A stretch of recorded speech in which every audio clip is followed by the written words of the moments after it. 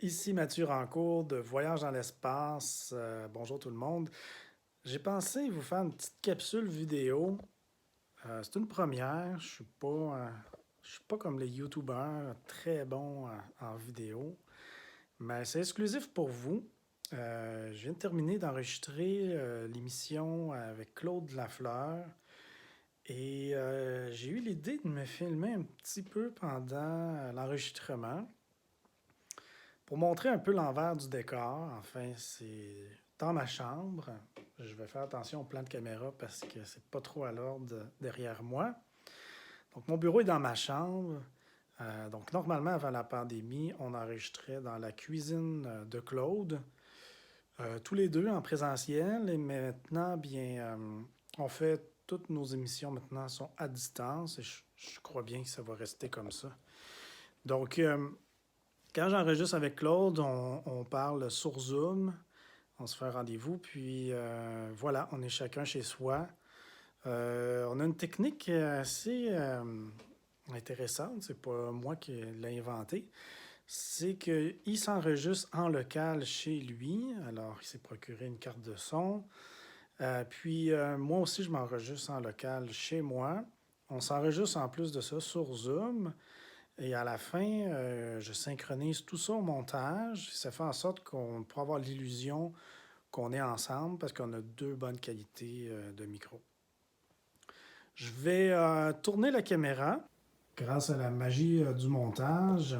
Voici maintenant à quoi ressemble le bureau de voyage dans l'espace, la version Mathieu Rancourt, parce que je ne vais pas aller chez Claude avant que les restrictions soient levées. On n'est pas rendu là. Donc voilà. Voici le micro qu'on utilise, des Shure PGA 48. Vous allez trouver ça drôle ici comme une serviette. J'ai un petit problème avec ce porte-micro-là, que ça fait pas très longtemps que je me suis procuré, c'est que quand je parle, ça résonne, le métal résonne. Donc j'ai ajouté cette petite serviette-là pour amortir les résonances. Vous voyez ici la carte de son que j'utilise. C'est elle que j'utilisais pendant longtemps quand on était ensemble, Claude et moi. Bérénière, très bonne carte de son. Je crois qu'elle n'est plus disponible présentement sur Amazon. Mais vraiment, je vous la conseille. Là, la UMC 204 HD. J'ai mes écouteurs Beats ici que j'utilise. J'ai ici un petit cahier que je me suis acheté pour Voyage dans l'espace. C'est rendu compliqué un peu nos enregistrements. Je me suis fait un petit plan ici. J'espère qu'il n'y a pas de faute d'orthographe. Je n'avais pas prévu vous montrer ça.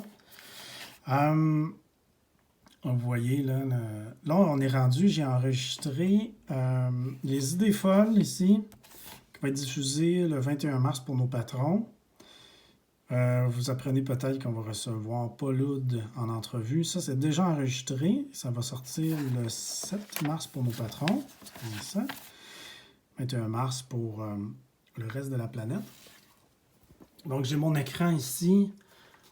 Où est-ce que j'ai mes notes, évidemment.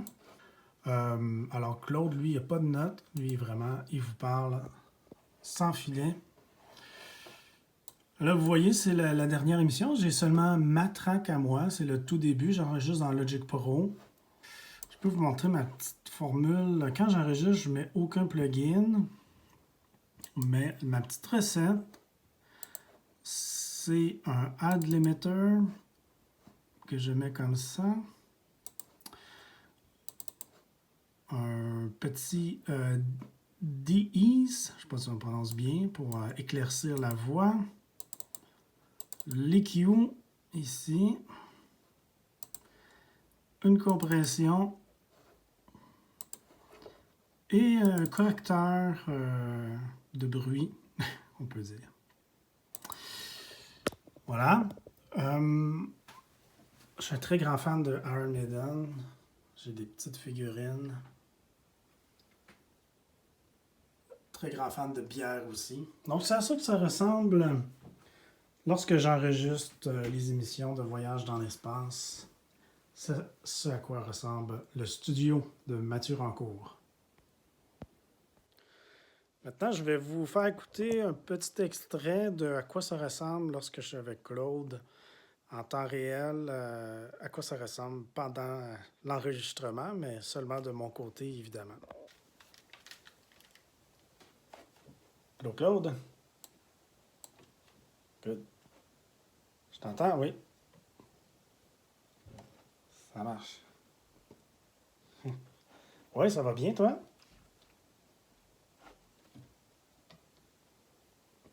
Bon.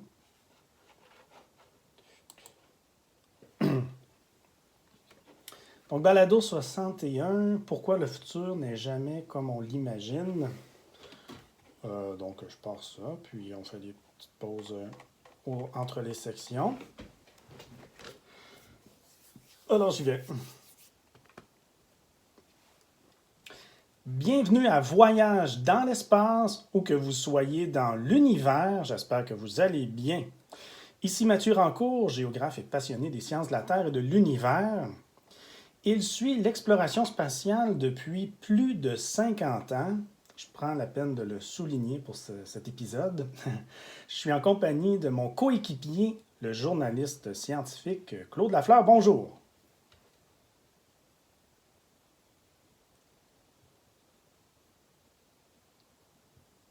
Mhm. Il y a effectivement 50 ans, on avait de drôles d'idées, Claude. Euh, Vous avez sûrement entendu dire qu'à l'époque, on imaginait qu'en l'an 2000, nos autos allaient voler. Euh, cette curieuse idée n'est pas la seule qu'on a eue. Et on parle ici d'idées énoncées par des gens sérieux, par des ingénieurs, par des scientifiques. Donc des idées considérées comme tout à fait valables à l'époque. On va aujourd'hui faire un tour d'horizon de quelques idées qui nous paraissent à présent farfelues, non pas pour se moquer des ingénieurs, je pense que ça vaut la peine de le mentionner. On ne veut pas ridiculiser les gens qui avaient ces pensées-là à l'époque, qui avaient des bonnes raisons de les avoir, que ce soit des ingénieurs ou des scientifiques, mais pour retirer quelques leçons et réfléchir sur cette question-là, de nos jours. Donc, pourquoi le futur n'est jamais comme on l'imagine? C'est pas la première fois d'ailleurs que Claude, on aborde ce sujet avec toi. Je pense que c'est un sujet qui te passionne, la futurologie. Bien, ça va être l'occasion une fois de plus d'en parler aujourd'hui. Ça va être l'occasion de voir le chemin parcouru en 50 ans dans le domaine de l'espace, bien sûr, notre domaine à voyage dans l'espace, à nous. Ainsi, on va tenter de voir pourquoi ces idées qui paraissaient autrefois assez réalistes ne sont pas devenues réelles. Malheureusement, nos autos ne volent pas. Malheureusement, oui, parce que j'aimerais bien des fois qu'ils volent pour éviter l'heure de pointe le matin. Mais non, il n'y a pas d'auto volante dans le ciel. Pas plus que bon nombre de rêves là, qu'on avait autrefois. Pourquoi donc, Claude?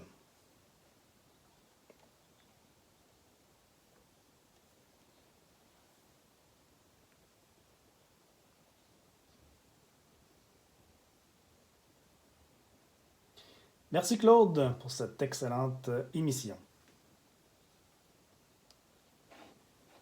Super, donc moi je vais m'occuper de la conclusion plus tard. On peut peser sur stop.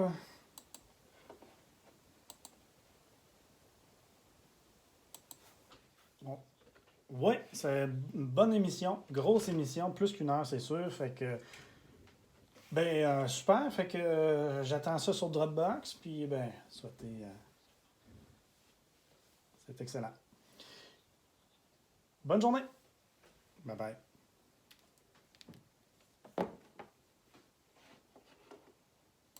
Donc, c'était une petite présentation comme ça des coulisses de Voyage dans l'espace. J'espère que vous avez apprécié. J'ai eu cette petite idée-là pendant la relâche scolaire. J'ai pris congé, donc j'avais un petit peu de temps. Je me suis dit, ça fait longtemps qu'on n'a pas gâté nos patrons avec quelque chose en bonus par rapport à ce qu'on fait. Et puis, bien, je vous dis à la prochaine pour un autre voyage dans l'espace.